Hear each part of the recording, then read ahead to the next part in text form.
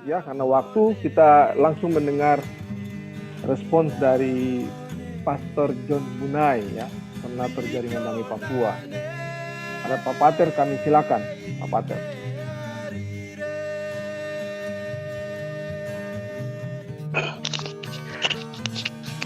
Baik, selamat sore untuk semua.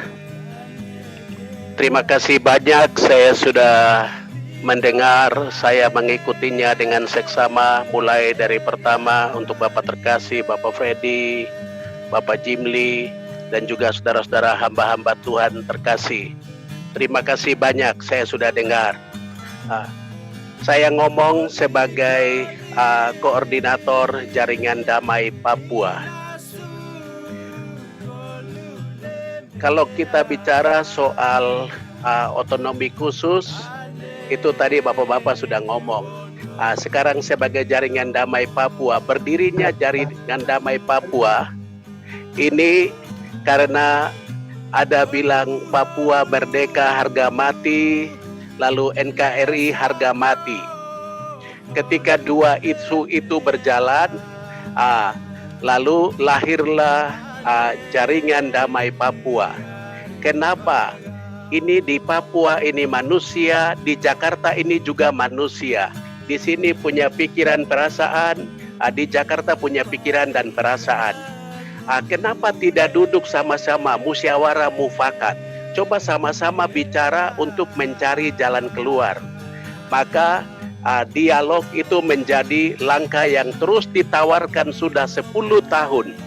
Bersama saudara saya Pastor Neles kepada Bitebai, Pak Muridan, dan juga saya yakin saudara-saudara yang ada dalam grup ini pasti sudah terlibat, ikut mendengar. Dialog, kita bicara, kenapa? Supaya jangan ada Papua merdeka harga mati, endingnya itu mati, juga di Indonesia juga harga mati.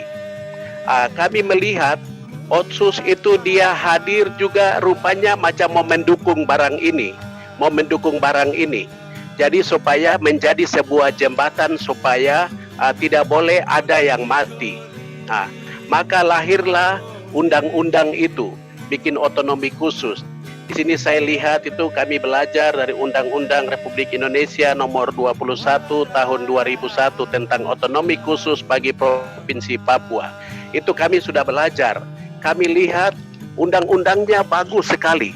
Undang-undang dibuat itu untuk menjadi jembatan, tiang-tiang jembatan supaya bagaimana damai, sejahtera, keadilan, kebenaran, kejujuran, orang sehat, orang sekolah baik, supaya barang itu bisa jalan. Ini tertulis bagus sekali, sungguh bagus. Kita harus bicara karena rasanya hari-hari ini itu semua bicara tentang menolak otonomi khusus. Lalu kita dengar lagi mau direvisi, mau diperpanjang lagi. Mau perpanjang sampai kapan? Selama 20 tahun ini barang dibuat dari Jakarta dikasih ke sini. Loh, kamu yang buat, kasih ke kami, kamu tidak bikin. Waduh, mohon maaf. Orang Papua sebelum ada bersama Indonesia, orang Papua sudah mengenal Tuhan. Tuhan ajari kami untuk jujur, Tuhan ajari kami untuk takut akan Dia, cinta akan sesama, hidup dalam damai. Ini batas tanah, ini kau punya, ini dia punya, ini kau punya saudara, ini siapa, begitu. Jadi kita sudah diinjili dari sekian lama. Jadi ketika mulai lihat otonomi khusus, antara yang tertulis dan realita di jalan ternyata tidak jalan mulus. Kalau orang Papua bilang tulis lain, bikin lain. Ada yang dong tulis baik tapi dong pura-pura lupa kah? Itu gaya Papua. Ini ada buku macam begini. Kok sudah otonomi khusus untuk mengangkat harkat martabat orang Papua? Karena waktu di Mubes itu semua bilang kami menuntut referendum, menuntut berdiri sendiri, dikasih otonomi khusus sebagai jawaban. Ternyata tidak. Ini saya ada punya satu buku, Konflik Duga, Tragedi Kemanusiaan di Papua. Kok dalam era otonomi khusus kok ada buku ini? Itu Tragedi Kemanusiaan Papua. Lalu ada buku yang lain lagi yang kami lihat lagi, tuntutan martabat orang Papua dihukum itu. Jadi rupanya otonomi khusus itu dia meninggalkan luka-luka pada manusia.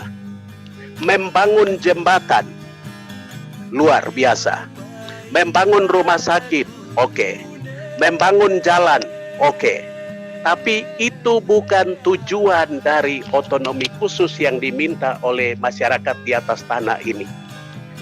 Itulah sebabnya sebagai orang di Jaringan Damai Papua, kami mau Papua Indonesia kalian bicara sama-sama.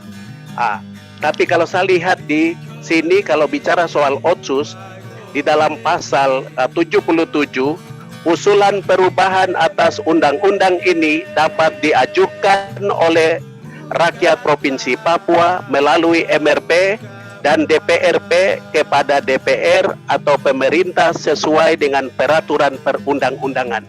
Ini barang kita buat, jadi mari kami biasa di gereja itu kami biasa bilang itu iman dan perbuatan harus balance, harus seimbang.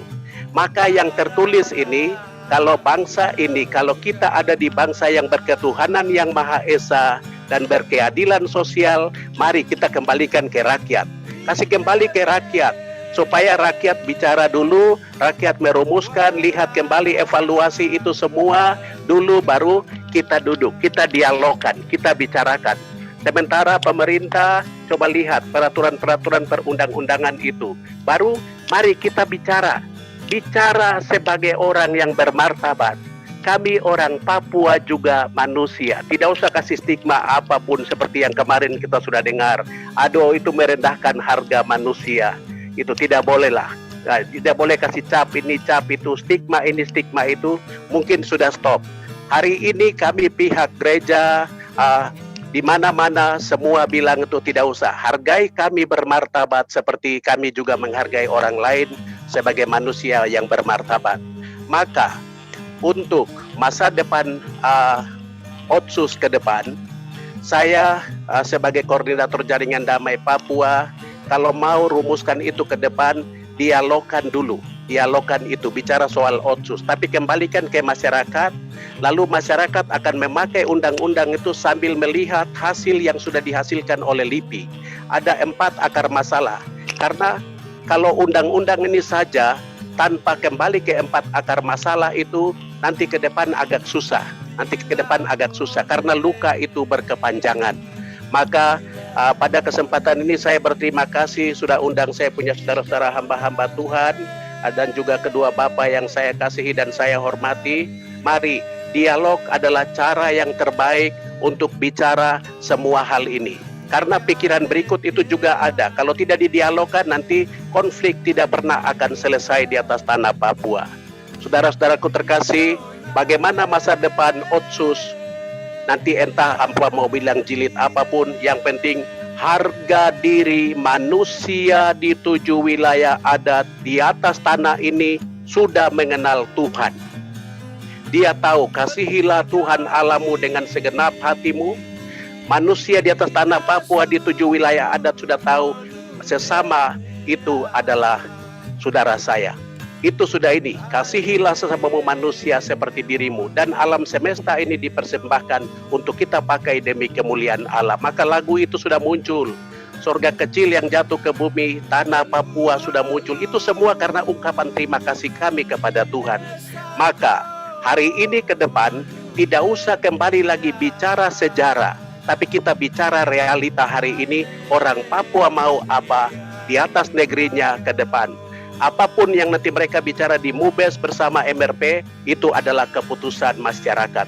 Suara masyarakat, suara rakyat adalah suara Tuhan. Itu komitmen yang baik bisa kita buat. Semua diatur secara damai. Prinsip JDP, mari kita orang bicara dulu. Sekian. Terima kasih banyak Pater John Bunai untuk catatan beliau sebagai koordinator Jaringan Damai Papua. Bapak Ibu, kita sudah mendengar semua respons dari pimpinan gereja.